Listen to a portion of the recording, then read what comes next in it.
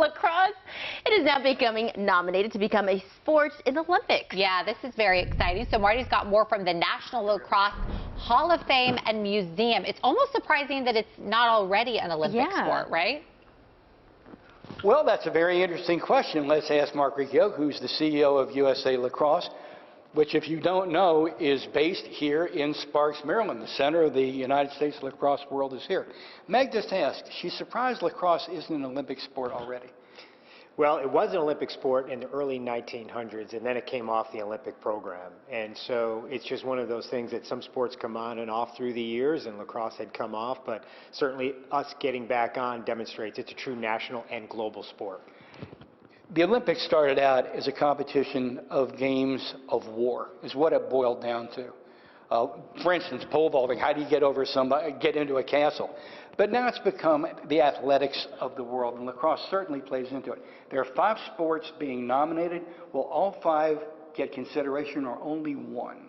All 5 will get consideration, and those 5 have been filtered down from 20, 30 plus sports. So each one of those sports will get consideration, and there's hopefully a strong likelihood all of those will get the nod to be on the LA 28 program. Believe it or not, one of those sports is flag football. Indeed, you know, flag football started as a fan development tool for the NFL and has turned into a great participation tool, and the sport is growing quite well for both boys and girls. Okay, so next week in India, the World Olympic Committee meets. And I asked you, I said, are you going to be Zooming? And you said, nope, we're just waiting for a phone call. In about 20 seconds, tell them how this is going to work. So the general session of the IOC will vote on the LA 28 Olympic Committee recommendation earlier in that weekend. The executive committee will. This next weekend? Correct. And then on the 16th, the final vote happens with the General Assembly. And if the vote is a thumbs up, we get the nod, and it's official, we go. And we're pretty excited about that opportunity. And the entire focus will be here. It's going to be an amazing Baltimore story in your own backyard. Hey, speaking of your own backyard, tell them what's going on this weekend. This weekend is our Fall Classic, so we'll have the men's and women's national teams competing here against Canadian men's and women's national teams. Pretty exciting.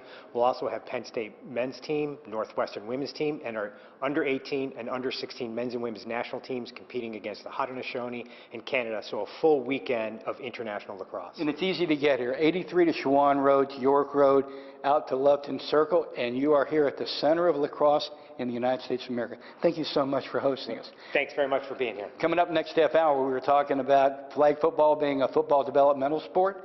One of the greatest lacrosse players ever, maybe the greatest running back in the history of the NFL. We're talking Jim Brown next half hour. Back to you. Okay. Fascinating stuff, Marty. Thank Yes. you. And